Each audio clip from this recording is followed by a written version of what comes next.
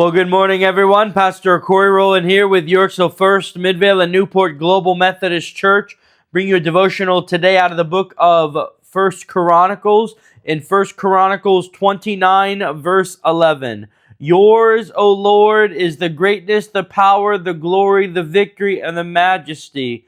Everything in the heavens and on the earth is yours, O Lord, and this is your kingdom. We adore you as the one who is over all things. Riches and honor come from you alone, for you rule over everything. Power and might are in your hand, and it is at your discretion that the people are made great and given strength. So here we have David's prayer of thanksgiving to the Lord. And I love what David says about the Lord. Everything in heaven and on earth is yours. You know, I think sometimes we get so caught up in the here and now and get so caught up in the world around us that we can forget the Lord who has made everything, the Lord who owns everything. Or there's even a vast movement today that almost holds nature to be something to be worshipped or venerated in of itself, and to talk about, oh, Mother Earth, or oh, the energy of the universe, and what we would call almost like spiritualism or naturalism, which is just this idea of nature itself having this energy and this life force that oftentimes you'll hear people say, well, we got to connect back to nature. And I love what David says. David keeps giving all the glory to the Lord and keeps giving everything to him, and that it all belongs to the Lord. And then I love what David identifies about the kingdom of Israel. This is your kingdom.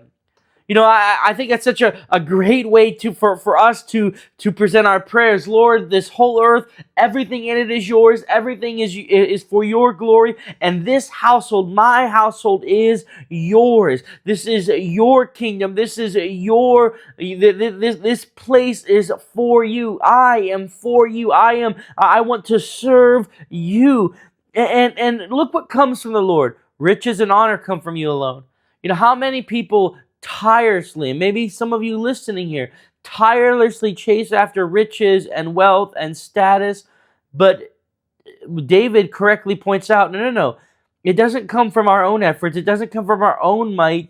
That it is the Lord alone who rules over everything. That it is power and might that belongs to Him, and it is His discretion that people are made great and given strength. So then this begs the question, what is the way to greatness, or what is the path to greatness and riches? Because this is something that so many people tirelessly pursue, and David makes it pretty clear that it's going to be the Lord who gives it. That it's the Lord and His discretion that makes a person great, and a person is given strength, which tells me that the only way that I could ever hope to have any kind of greatness, or I could ever hope to have any kind of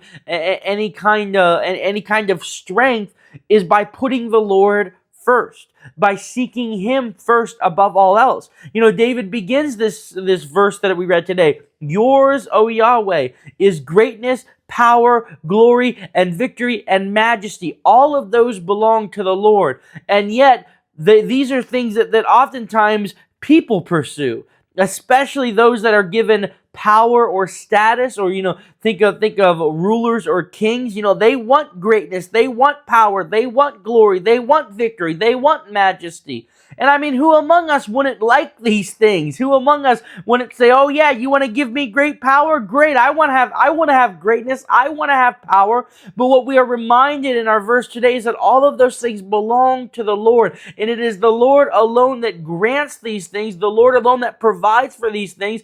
And so even in moments of victory, even in moments of triumph, we can't sit around and say, yes, I did this. Yes, it was all by my might. No, it was all the Lord. And I pray that each and every day you give Him praise and thanksgiving for all that He has given you. And I pray that rather than pursuing notoriety or wealth or power or prestige, you pursue the Lord. Because I promise you, that those who pursue the Lord, that effort will not be in vain. Those who pursue wealth, those who pursue status, those who pursue prestige, they might get it for a while. And if you're one of those people, you might get this for a while. But eventually you will come up short, because all of those things belong to the Lord. So pursue the Lord. Seek after the Lord above all else. Amen.